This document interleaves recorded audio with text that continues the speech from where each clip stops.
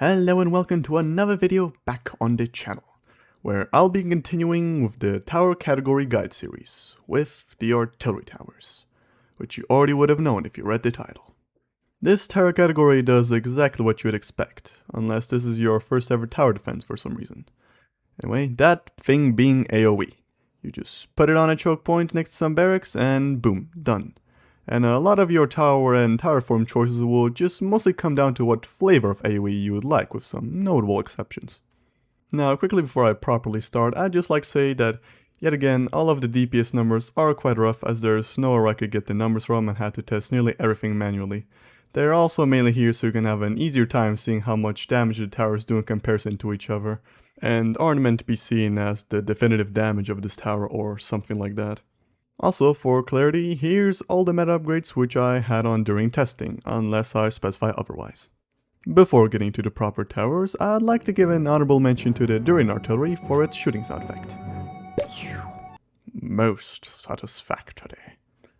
Anyway, starting off we have the naval cannon, which looks more like a tri-cannon ripoff more than anything ship related, but it actually just functions like a regular artillery. Until it doesn't. The shipwrecked naval cannon continues this, with it just being a solid artillery all around, and its most interesting feature being a larger and cooler looking explosion. Until we get to its ability, of course. Full burst fire. For a measly 220 souls, it'll let the tower deal pretty big damage in a sizable area over around 3 seconds, killing nearly all squishy and even some medium enemies and dealing decent damage to tankier ones, while also looking really cool. Though unfortunately it does have a fairly lengthy cooldown of around 46 seconds, but the damage is totally worth it. And with that out of the way, let's get to the tower forms. Firstly, we got Focus Bombard. The way it works is, it differs from the base form by increasing its damage but reducing its AoE, making its damage go from between 149 and 239 to between 179 and 287, along with the DPS going up to around 85. This may not sound too great, but from what I could tell, the decrease isn't actually all too big at all. But even ignoring that, it's a good choice for levels which focus more on a bit less and more medium-sized enemies, like the second area, to give you a bit of an idea of what I'm talking about. The next one, Scatter Bombard, does nearly the opposite. It makes it fire slower, but produce 4 mini explosions around the main one, so less DPS but more AoE. The mini explosions themselves are actually quite good in general and actually sort of remedy its downside, since enemies will often get hit by both the main and the mini explosions, actually resulting in a DPS of around 75. Its use cases should be obvious, and for those who are curious, the mini explosion seems to deal somewhere between 75 and 103, but seems to either favor higher numbers or deal more damage to tankier enemies, or I just had a really weird RNG. Now we come to its final tower form. Advanced Loader, which kinda makes it look like the Navark of the Sea, so that whole shape theming kinda works now, I guess. But also, as the earlier upgrades established, the tower fires when the button is pressed. Now she just kinda does this little hand motion, which granted does look cool, but then why the hell is the button still there? Why is it just doing this on its own? It kinda looks like she's giving an order, but no one's outside operating it, and you wouldn't be able to see it if one were inside of the tower, so it's just completely illogical. Literally unplayable. Anyway. This makes the tower fire even slower, but also makes it fire 3 shots at once, letting it either cover a far larger area, or do some really good burst damage if the enemies are more grouped up. This also makes it a pain in the ass to test its DPS, because firstly, which one of those situations do I focus on? Oh, you say both? Well, I sure wish I could, but the problem is that it's completely out of my control, because the damn thing just shoots at whatever it wants. It's like this game has some sort of sandbox mode where I could just send what I want. I'm at the mercy of the wave design. And even then, that would be ignoring the fact that in most normal gameplay, it would be inconsistent how much certain enemies would get hit by this thing, so it's not like it'd even help out all that much. Anyway, with all of that said, I got a DPS of around 106, but do keep in mind that that was when most of the shots were onto a single enemy, so it'll usually be lower. It also prioritizes hitting as many enemies as it can. Finally, we come to a pretty big one, the meta upgrade, which for this tower is actually a pretty important one, as it makes all projectiles leave behind an area which damages enemies standing on it, and the damage in question being really good assuming you keep the enemies in it, which as long as you're using this tower correctly should nearly always be the case. A few small but I think still noteworthy things to mention are that Scatter Bombard obviously benefits a little less from it due to the slow fire rate, and the damage doesn't stack if you're using advanced loader. And besides that, there really isn't much to say other than just use it like you would any normal artillery. But do know that it's pretty much never a bad idea to use it, and that you'll always get some pretty good value from it no matter which form you choose, though I do recommend using some form other than the default, as they're all just better. Not that the default is bad or anything, it's just most of the weaknesses of the other forms either aren't all too relevant or the buffs are just so good that they kind of make them relevant. At least assuming you're using it properly. But that's enough about that boring old thing. Let's get to the next tower now. Spiky. Man, that's a weird looking dragon. Anyway, it's a Rotten Force knockoff. For the ones who are not in the know, the way it works is actually quite interesting. Instead of shooting at enemies normally, it continuously damages all enemies in its range. Sounds pretty good, right? Good, because it should. And that's the exact reason why the devs made it deal almost no damage. Or more precisely 5 to 8 damage with around 20 DPS. Then we come to Thorny, who deals less no damage, or approximately 39 DPS, with 8 to 16 damage. Thankfully it is at the very least a bit cheaper, but use this tower only on levels where they spawn a bunch of small enemies on you. Using this for anything else is not worth it. Though thankfully its tower forms do make it far more usable. But let's not forget about its ability, Impaler Prison, which will completely immobilize an enemy for 2 seconds every 10 seconds, and deal a bit of extra damage. It's not great. Granted, it is also quite cheap, costing only 180 souls, but it'll rarely make much of a difference besides maybe catching a small leak every once in a while if it's near the exit, but outside of that I recommend prioritizing other upgrades first. But let's get back to the tower forms, the first of which being Strength in Numbers, which reduces the tower's damage down to 6 to 11, but then increases it when there are at least 3 units in its range, which raises its damage to an actually usable amount, that being 11 to 20. With its DPS going from around 27 to 50, and any extra units afterwards will give the tower an extra 1 minimum and 2 maximum damage. And seeing as 2 of the 3 possible barrack towers have at least 3 units by default, you really don't have a reason not to use this over the base form. Plus, it doesn't really change how you use it, though this tower does obviously work even better with a Masked Arena or a Serpent Dojo strategy, or just a Ray Foot with meta upgrades, or the Bastet Panty since her minions also count as units. Next up, we have Thorned Jungle, yet another classic Relic Guardian situational damage increase tower form. This time, however, it increases its damage when there are at least 6 enemies in its range, with its exact damage numbers being 4 to 9 when the buff isn't reached, and 12 to 24 when it is, and dealing 21 and 55 DPS respectively, with no extra scaling with more enemies.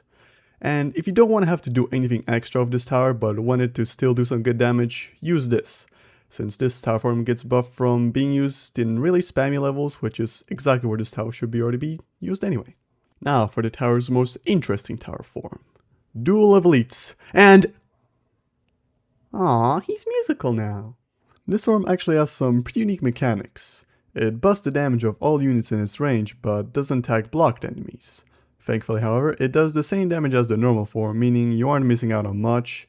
The damage buff itself seems to be a 27 or 29% increase. I'm not sure what dictates how much of a buff it is, but it's not a big gap, so it doesn't really matter.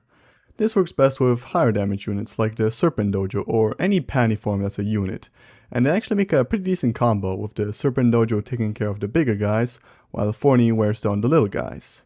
This is also one tower form which doesn't really need to be used in spammy levels since it's more of a support tower now. One combo which I really like and works fairly well in most situations is using the aforementioned Serpent Dojo and the 4th tower form of the Masked Arena with this, with maybe some sort of magic tower to complete it. In the end it's only 3 units, so Thorny isn't missing out on too much damage. Meanwhile all the units are going to be doing some insane numbers, all of which also having an AoE attack. But that now brings us to the general tips. Firstly, the meta upgrade, which reinforces the slight unit support vibe that this tower has, as it increases the physical armor of all friendly units by 10%, as well as reducing it for all enemies by the same amount, which may not seem like too much, but having tankier barracks is always nice no matter by how much, especially the Wraith Slimes and Serpent Dojo due to how fragile they are, the latter working especially nicely seeing how well these two work with each other. And the enemy debuff is quite helpful for later levels where enemies often have both magic and physical resistance, so any way of making them more manageable is welcome. Besides that, I recommend putting it in spots where it covers as much of the track as possible, as well as using it with other stalling towers like the Frostfox Warlock. And at long last we finally come to the last artillery tower left, the unreliable portal, which the best way I could describe is just a normal artillery, but more damage, more splash, more slow fire rate, and more range, I guess. Even though usually these kinds of towers really aren't known for their range or really need it. Anyway, this tower has a somewhat bigger AoE than the naval cannon and does a whopping 176 to 286 damage, but due to a really slow fire rate, it only ends up having a DPS of around 34. Also, whenever it ends up dealing less damage, it will fire a different looking projectile. Probably so the name kinda makes more sense, you know, aesthetically. Let us now continue with the next upgrade, the somewhat reliable portal, or as I like to call it, the Intercontinental Ballistic Missile Launcher, because look at that range! It's immense, vast and expansive even.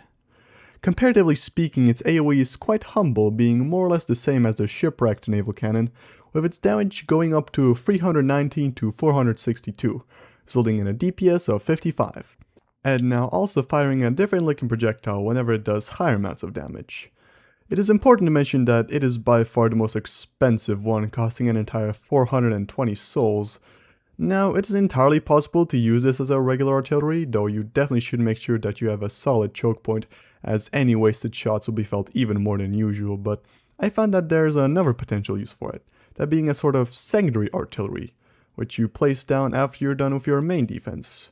The large range lets you get away with placing it in worse spots, and your main artillery can fill in between the portal shots, so its inconsistency won't be as bad. Not to mention that, again, it's quite expensive, so in the early game you'll either have a weak artillery or next to no support for the artillery. That leaves us with the ability, Ultra Stable Summoning. For 360 souls, you'll get one of 3 possible units. A little hero guy only has 100 HP, but 90 resistance for both damage types, so he ends up being fairly tanky, as well as doing 220 damage per attack. Albeit he does attack a little slower than most units, but he's alright. The next one is a Flying Demon Lord guy, who has more HP and less resistance, but that doesn't really matter, cause he doesn't block anything and flies. But as a trade-off, he shoots and does splash damage, and in a pretty big area too.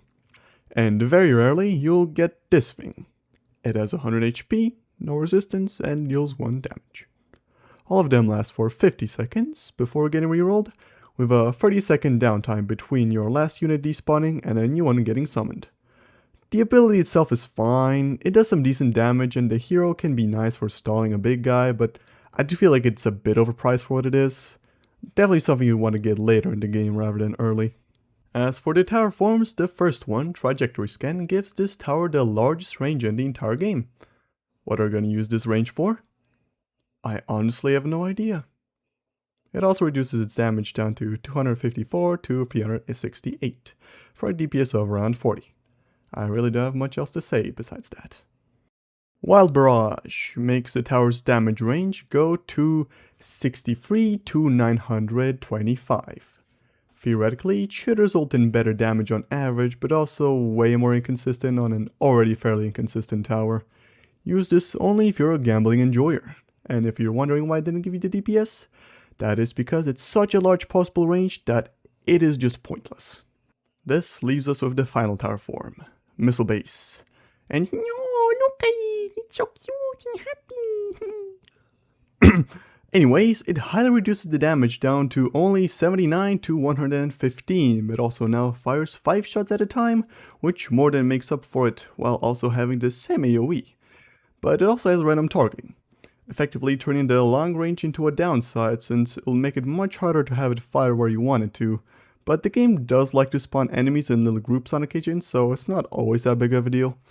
With all of that said, this makes for a decent side grade to the base form. Also, I don't know why it says highly unstable in the upgrade description, when this is probably the most consistent tower form outside of the random targeting aspect. As for the meta upgrade, it's alright. It just increases the damage of the tower around the edges of its range a bit. It's a decent amount, but nothing game changing, and depending on the placement, it might rarely ever even trigger. Compared to the other two, it's not nearly as big of a boost. As for the general strategy tips, I really don't have much to say, as the use cases between all the tower forms don't really change at all too much from the base form. So sort of like the naval cannon, it's mostly just up to your preference which one you pick. Just this time all the alternate tower forms aren't straight upgrades. And that's it for the guide. I hope you found this helpful. If you have any sort of feedback that you want to tell me, or there's some sort of information that you'd like to know that you think I missed, also let me know. And besides that, thanks for watching, I guess. Anyway, first of all, the views on my last video, crazy. I did not expect for it to blow up so much. Like, my first video on this game, it had like, I think from what I remember, like maybe around 50 views, then suddenly 300. I don't know where all these people came from, but like that's just, I can't believe I even got a subscriber out of it. So first of all, that's just like so crazy, like damn. Second of all, it really feels like the universe was like, ever since I've started making these videos, it's like preventing me from getting stuff out. Like, the first video had like Clipchamp dying, then on second one, like, I got used to it. Now it all makes sense now. Like, it turns out it's not that big of a deal. I got a handle on it, but like, it just kept breaking and I had to keep resetting, and like, it generally like probably had like at least 2 extra days to like just getting it out. Plus, you know, I was sick. So yeah, and now this video, I'm kind of on a timer, so theoretically it won't be slowed down, but basically I kind of have to get this out by the end of the week, the current week. I'm currently recording this on the 26th of March. I gotta get up by Friday, because then spring break starts, and me and my family are going to like Austria to go skiing, which is fine and all, but I won't have access to the computer, which means I won't be able to edit and or release this video. So yeah, if I don't get it out by Friday, it will be like an unnecessary 1 week delay. So yeah, I don't know why, it's just like, it's like the universe just doesn't want me doing stuff, and it's like trying to demotivate me. But post-production me here technically, even though it's like 20 seconds after I initially recorded it. Yeah, I also have exams. I had like a lot of exams in the last few weeks that were also kind of preventing me from doing stuff. Really annoying. Yeah, I think that's all I have to say. So, as per tradition, here's my Video Flea ASMR video recommendation, and it's this one. Because what can I say? It's just cute. It's just wholesome. Sometimes that's all you need. Sometimes I just want some nice little cute romance, you know. Anyway, bye bye.